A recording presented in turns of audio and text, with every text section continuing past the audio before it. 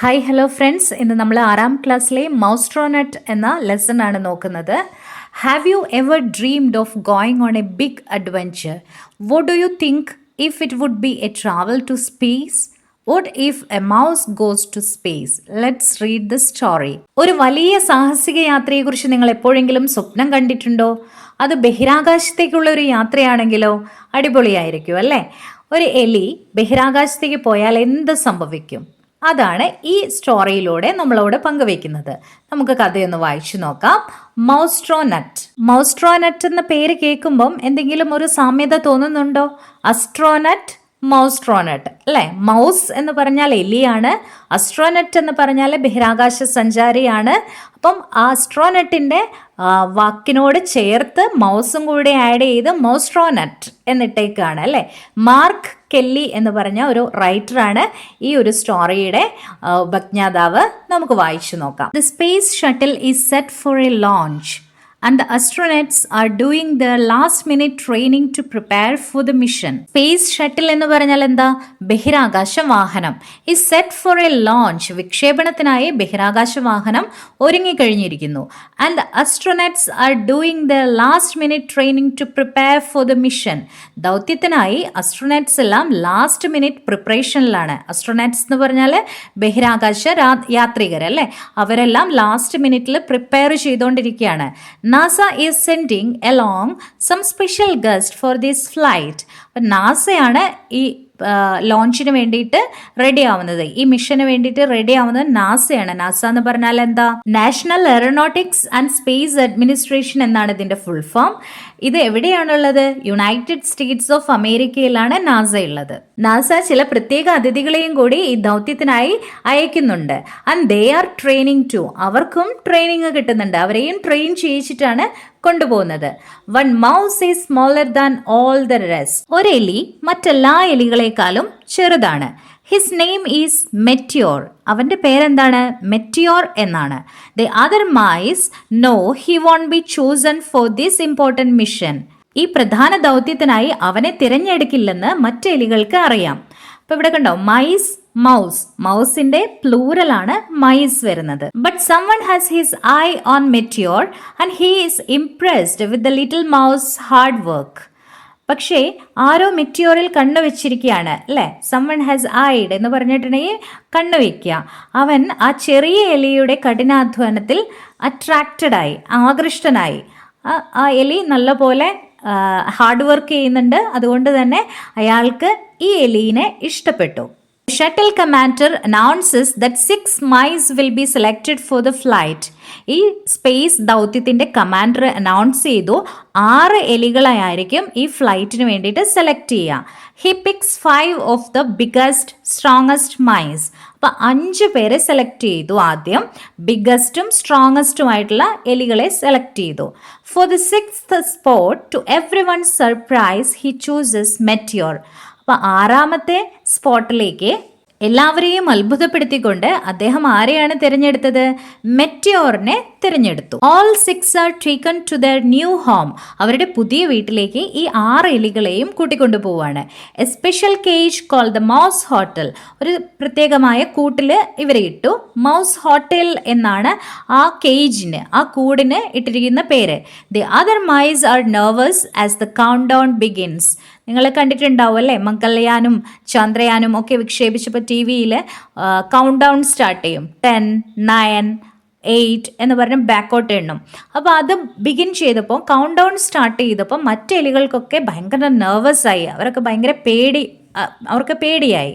But not Meteor. പക്ഷെ മെറ്റിയോറിന് ഒരു പേടിയുമില്ല. 10, 9, 8, 7, 6, 5 അങ്ങനെ കൗണ്ട് ഡൗൺ സ്റ്റാർട്ട് ചെയ്തു. Lift off. എന്നിട്ട് 1ലെത്തി ലിഫ്റ്റ് ഓഫ്. അങ്ങനെ സ്പേസ് ഷട്ടിൽ മേലേക്ക് പറന്നുയർന്നു. At first the mice are pressed flat against their cages by the power of the launch. But then the pressure goes away. The other mice cling to their cage in terror. ലോഞ്ചിങ്ങിന്റെ സമയത്ത് നല്ല pressure ഉണ്ടാവും അല്ലേ? നല്ല മർദ്ദം ഉണ്ടാകും. അതുകൊണ്ട് തന്നെ flat ആയിട്ട് കിടക്കുമായിരുന്നു എല്ലാ എലികളും ആ കൂട്ടിൽ, അവരുടെ ആ കേജിൽ. പക്ഷെ കുറച്ച് കഴിഞ്ഞപ്പോഴത്തേനും പ്രഷർ എല്ലാം പോയി, മർദ്ദമെല്ലാം പോയി, ഭയങ്കര ലൈറ്റ് വെയിറ്റ് ആയി അല്ലേ. എന്നാലും ഈ എലികൾക്കൊക്കെ ഭയങ്കര പേടിയായി. എന്നിട്ട് അവർ ആ കേജിൻ്റെ കമ്പികളിൽ ഇങ്ങനെ ക്ലിങ് ചെയ്ത് പിടിച്ച് നിൽക്കുകയാണ്. പേടിച്ച് വിറച്ച് അവർ ആ കമ്പിയിൽ പിടിച്ച് നിൽക്കുകയാണ്, പറന്നു പോയാലോ എന്ന് പേടിച്ചിട്ട് അല്ലേ. കുറച്ചുകൂടി മുകളിലേക്ക് എത്തുമ്പം ലൈറ്റ് വെയിറ്റ് ആകുമ്പോൾ നമ്മൾ അന്തരീക്ഷത്തിൽ ഇങ്ങനെ പറന്ന് നടക്കൂലേ, ഫിലിംസിലൊക്കെ നിങ്ങൾ കണ്ടിട്ടുണ്ടാവും. But not Meteor, he loves the feeling of weightlessness. അപ്പം മെറ്റ്യോറിന് പേടിയൊന്നുമില്ല, അവന് ഭയങ്കരമായിട്ട് ഇഷ്ടപ്പെട്ടു ആ വെയ്റ്റ്ലെസ്നെസ് അല്ലേ. ലൈറ്റ് വെയിറ്റ് ആയിട്ട് ഇങ്ങനെ തൂവൽ പോലെ പറന്ന് നടക്കുകയാണ്. അപ്പം അത് അവൻ നല്ല പോലെ എൻജോയ് ചെയ്യാണ്. അപ്പം കമാൻഡർ പറയാണ്, hey little guy. The commander says, commander ഇങ്ങനെ ലിറ്റിൽ ഗായ് എന്ന് പറഞ്ഞിട്ട് മെറ്റ്യോറിനെ വിളിക്കുകയാണ്. You are a natural real life mousetronaut. നീ ഒരു നാച്ചുറൽ ആയിട്ടുള്ള ആളാണ്. കമാൻഡർക്ക് നല്ല ഇഷ്ടമായി അല്ലേ മെറ്റ്യോറിനെ ഒരു പേടിയുമില്ല. അതുകൊണ്ട് തന്നെ കമാൻഡർക്ക് നല്ല ഇഷ്ടമായി. എന്നിട്ട് പറയാണ്, നീയാണ് യഥാർത്ഥ അസ്ട്രോനറ്റ് എന്നുള്ളത്. അസ്ട്രോനറ്റ് എന്നുള്ളത് മോസ്ട്രോനറ്റ് എന്നാക്കി അദ്ദേഹം വിളിക്കുകയാണ്. Meteor is taken from his cage and gets a tour of the shuttle. അപ്പം മെറ്റ്യോറിൻ്റെ ഈ പേടിയില്ലായ്മ കണ്ടിട്ട് മെറ്റ്യോറിനെ കൂട്ടിൽ നിന്നും പുറത്തേക്ക് എടുത്തു. മെറ്റ്യോർ ഇങ്ങനെ എൻജോയ് ചെയ്യുകയാണ് ആ ബഹിരാകാശ യാത്ര. ഒരു ടൂർ പോലെയാണ് അവന് ഫീൽ ചെയ്തത്. He can even see the earth way off in the distance. വളരെ ദൂരെ നിന്നും എർത്തിനെ അവന് കാണാൻ സാധിക്കുന്നുണ്ടായിരുന്നു, ഭൂമിയെ കാണാൻ സാധിക്കുന്നുണ്ട്. The astronauts are all very busy during the 14-day night flight. അപ്പം 14 ദിവസത്തെ ഫ്ലൈറ്റാണ്. അപ്പോൾ ആസ്ട്രോനട്സ് എല്ലാവരും, ബഹിരാകാശ സഞ്ചാരികളെല്ലാവരും ബിസിയാണ്. There are space walks to take and experiments to conduct. അപ്പം സ്പേസിലെത്തിയിട്ട് അവിടെ നിന്ന് നടന്നൊക്കെ നോക്കണം, എന്നിട്ടോ എക്സ്പെരിമെൻറ്റ്സ് കണ്ടക്ട് ചെയ്യണം, എന്തെങ്കിലുമൊക്കെ പരീക്ഷണങ്ങൾ നടത്തണം. But what can Meteor to do to help? അപ്പം മെറ്റ്യോറിന് എങ്ങനെ ഇവരെ ഹെൽപ്പ് ചെയ്യാൻ കഴിയും? Then while answering emails, one of the astronauts notices the key to control panel stuck between the monitors. When he tries to get it out, it accidentally gets wedged further down. ഇമെയിലുകൾക്കൊക്കെ മറുപടി കൊടുക്കുന്ന തിരക്കിൽ ഒരു ബഹിരാകാശ യാത്രികൻ മോണിറ്ററുകൾക്കിടയിൽ കുടുങ്ങിക്കിടക്കുന്ന അവരുടെ control പാനലിൻ്റെ ഒരു താക്കോല് ശ്രദ്ധിക്കുന്നു. അയാൾ അത് പുറത്തെടുക്കാൻ ശ്രമിക്കുമ്പോൾ എന്ത് പറ്റും? അത് അബദ്ധത്തിൽ കൂടുതൽ താഴേക്ക് കുടുങ്ങിപ്പോവാണ്, താഴേക്ക് വീണ് അത് കുടുങ്ങിപ്പോവാണ്. This isn't good, says the commander. അയ്യോ, ഇത് നല്ലതിനല്ലല്ലോ. We need that key back. നമുക്ക് ആ കീ തിരിച്ചു കിട്ടണം. One astronaut tries to move the monitor. It doesn't budge. ഒരു ബഹിരാകാശ യാത്രികൻ മോണിറ്റർ ഒന്ന് നീക്കാൻ ശ്രമിച്ചു, പക്ഷെ അത് അനങ്ങുന്നുണ്ടായിരുന്നില്ല. ആ മോണിറ്റർ അനങ്ങുന്നുണ്ടായിരുന്നില്ല, കൈയിട്ട് എടുക്കാനായിട്ട് പറ്റുന്നുണ്ടായിരുന്നില്ല. Another slips her fingers into the crack, but the key is stuck down too deep. One even tries pushing it out with a long piece of a metal, but with no luck. No one can reach it. മറ്റൊരാള് ആ വിള്ളലിലേക്ക് വിരലുകൾ കടത്തി താക്കോൽ എടുക്കാനായിട്ട് ശ്രമിച്ചു, പക്ഷെ പറ്റുന്നുണ്ടായിരുന്നില്ല. അത് താഴേക്ക് പോയി അവിടെ കുടുങ്ങിയിരിക്കുകയാണ്. ഒരാൾ നീണ്ട ഒരു മെറ്റൽ റോഡ് വെച്ചിട്ട്, ഒരു ലോഹ കഷ്ണം വെച്ചിട്ട് അത് പുറത്തേക്ക് ഇങ്ങനെ നീക്കിയിടാനായിട്ട് ശ്രമിച്ചു, പക്ഷെ അതും വിജയിച്ചില്ല. ആർക്കും ആ ഒരു താക്കോൽ എടുക്കാനായിട്ട് സാധിച്ചില്ല. The astronauts are getting worried. അപ്പോൾ ആ താക്കോൽ കിട്ടാത്തത് കാരണം അസ്ട്രോനട്സിന് എല്ലാവർക്കും ഭയങ്കര ആശങ്കയായി.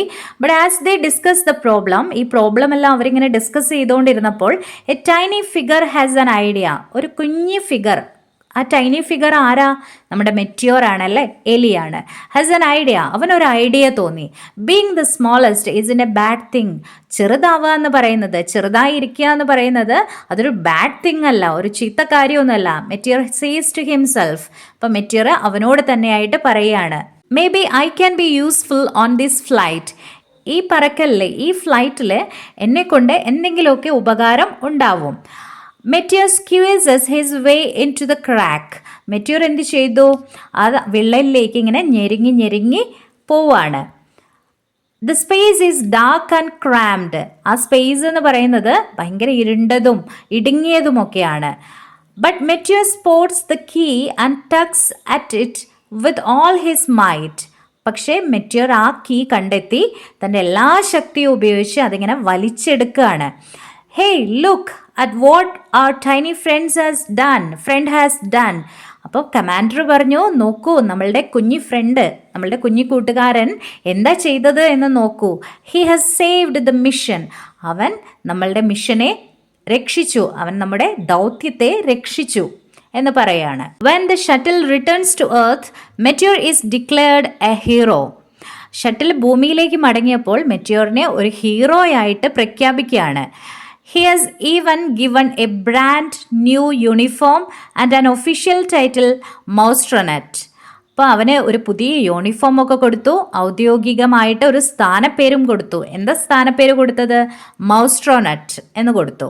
All the astronauts cheer and applaud, but Meteor is already thinking about his next big mission. അപ്പം എല്ലാ ബഹിരാകാശ സഞ്ചാരികളും എല്ലാവരും ആർപ്പ് വിളിക്കുകയും കൈയടിക്കുകയും ഒക്കെ ചെയ്യുകയാണ്. പക്ഷെ മെറ്റിയോർ എന്താ ചിന്തിച്ചുകൊണ്ടിരുന്നത്? തൻ്റെ അടുത്ത വലിയ ദൗത്യത്തെക്കുറിച്ച് ചിന്തിച്ചുകൊണ്ടിരിക്കുകയായിരുന്നു. മൗസ്ട്രോനെറ്റിനെ കുറിച്ചുള്ള ഈ കഥ നിങ്ങൾക്ക് ഇഷ്ടപ്പെട്ടോ? എന്താ ഇതിലൂടെ നമുക്ക് കിട്ടുന്ന മെസ്സേജ്? നമ്മളിൽ ഏറ്റവും ചെറിയവർക്ക് പോലും ശ്രദ്ധേയമായ കാര്യങ്ങൾ ചെയ്യുവാനും അംഗീകരിക്കപ്പെടുവാനും നേട്ടങ്ങൾ കൊയ്യുവാനും ഒക്കെ സാധിക്കും. ഈ പാഠഭാഗം മനസ്സിലായി എന്ന് വിചാരിക്കുന്നു. മനസ്സിലായിട്ടുണ്ടെങ്കിൽ please drop your valuable feedback in the comment section. Thank U.